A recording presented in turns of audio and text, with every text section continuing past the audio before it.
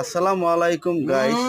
আমি এই ভিডিওটা করছিলাম কিন্তু গানটা ওপেন হয় না, তারপর আমি মুখের ভয়েসটা দিয়ে দিই। অনেক সুন্দর দেখেন ধান খাতের ভিতরে।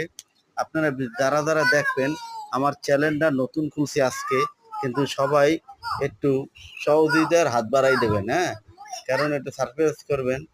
তো অনুরোধ। আল্লাহ হাফেজ। দেখেন সবাই।